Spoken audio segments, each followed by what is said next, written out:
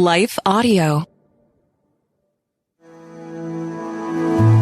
Welcome to the Untangling Prayer Podcast. I'm Rachel Wojo, and each week we unravel life's knots through prayer. Here you'll find practical wisdom and prayer encouragement to guide you through life's hardest seasons. Join me as we untangle life's messes together, one prayer at a time.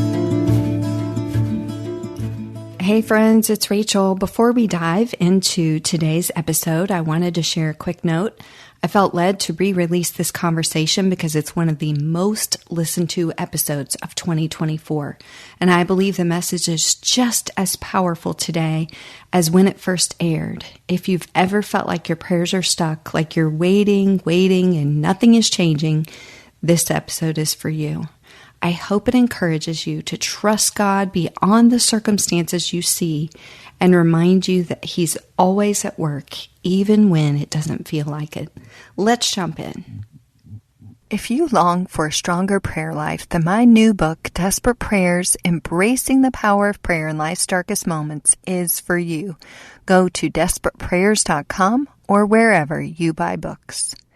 Hey there, I'm Rachel, and I'm so glad you've joined me today for another episode of the Untangling Prayer Podcast. We've been diving into some deep and important questions about prayer, and I pray today's discussion encourages your heart. Now let's dive into this week's segment of Hot Questions from Hard Spaces, where we tackle some of the tough questions you've been asking about prayer.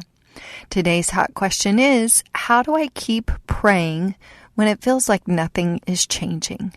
This is such a powerful question because many of us have been in situations where our prayers seem to hit a wall or feel like they're hitting the ceiling.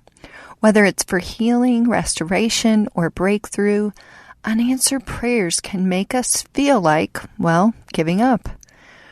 Remember, persistence in prayer is about trust. Persistence doesn't guarantee immediate results, but it shows our trust in God's timing and faithfulness. God is working behind the scenes even when we don't see the immediate results. God is often working in ways we can't perceive. Isaiah 55, 8 and 9 reminds us, "For my thoughts are not your thoughts, neither are your ways my ways, declares the Lord." Trust that God's timing is perfect, even when we don't understand it. Focus on what God is teaching you. Sometimes the waiting process isn't about the end result, but what God is shaping within us. Patience, faith, and endurance are often developed in the waiting room of prayer. Thanks for listening to this segment of Hot Questions from Hard Spaces. We'll be right back after a quick word from our sponsors. Thank you for allowing that brief word from our sponsors. Now let's jump into this week's Pray More, Worry Less encouragement.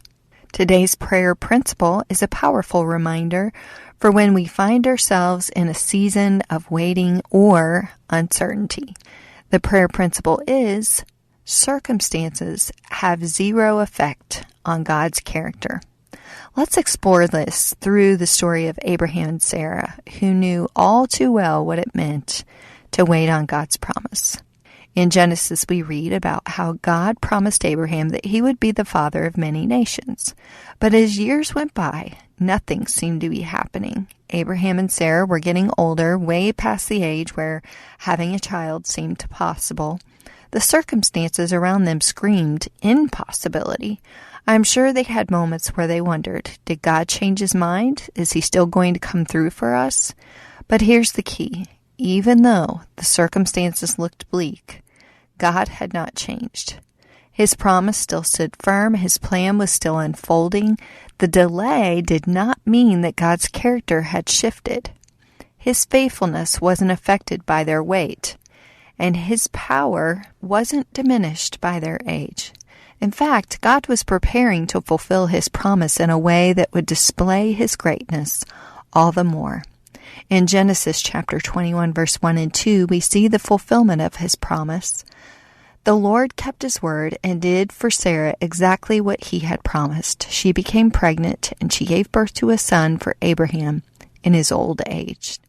Despite the long wait, despite the impossibilities stacked against them, God remained true to His word. Circumstances did not affect His character or His ability to do the impossible.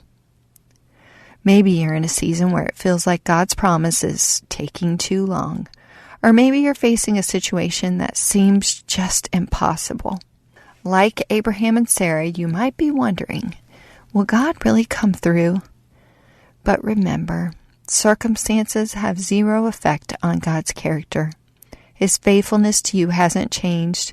His love for you hasn't wavered. When we pray, we aren't pleading with a God who's limited by the challenges we see. We're praying to the same God who brought life from Sarah's barren womb, the God who does what seems impossible. He hasn't changed. So today we can choose to pray more and worry less, knowing that no matter what circumstances we face, God is still the same. He is still good. He is still faithful. He is still working all things for our good. Just like Abraham and Sarah discovered, circumstances cannot change who God is or what He's promised to do. And that, my friends, is today's Pray More, Worry Less encouragement. And now for the final segment of the podcast, I want to share an answered prayer story. This is one from a friend who shared it with me this weekend. I'm going to read it just as she sent it to me.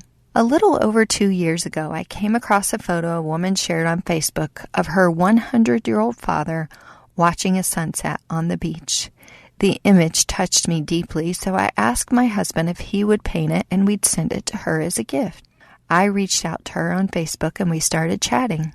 A few weeks later, I messaged her to let her know that while I was out of town, my husband was working on the painting. Around that time, she saw on social media that my dad had fallen ill and passed away.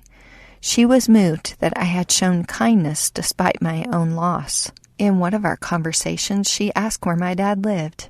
It turns out her husband was first cousins with someone I knew from my small hometown of 3,000 people, one of those small world moments.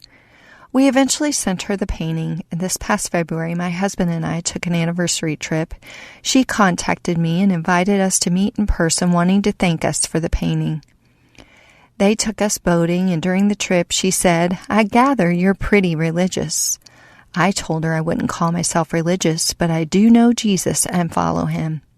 She replied that she didn't believe in God, so I chose to stay quiet. We enjoyed the day together and had dinner with them, and we've stayed in touch since. Yesterday, she texted me heartbroken, saying they were about to lose everything in a storm and had evacuated to another state. I told her I was praying for them and that they were welcome to stay with us if needed. Then today, she messaged me saying they had lost everything. I repeated that I was praying for them, and 45 minutes later, she asked if she could call. When she did, she was sobbing. She told me that even though she didn't believe in God, she prayed yesterday, asking Him to spare their mobile home if He was real. After a neighbor told her that the entire mobile home park was gone, another neighbor called and told her that their home was the only one left standing. She was overwhelmed with emotion, and I reminded her that God is real and that He promises, "If you seek me, you will find me." Please pray that both she and her husband come to know Christ. God truly works every situation, good or bad, to draw people to Himself. This story is similar to many testimonies I've shared in my new book, Desperate Prayers, Embracing the Power of Prayer in Life's Darkest Moments. This book dives into the tough seasons where prayers seem unanswered, and it reminds you of God's presence even in the dark times. Desperate Prayers is available now, and you can order your copy at desperateprayers.com or wherever you buy books. Thank you for joining me on the Untangling Prayer podcast. This is Rachel Wojo. I hope today's episode has encouraged you in your prayer life. Until next time, remember, God sees you and knows your needs. Thanks for joining me on the Untangling Prayer podcast. If this episode resonated with you, share it with someone who could use a little hope. And be sure to subscribe for more. Until next time, keep seeking, keep trusting, and keep praying.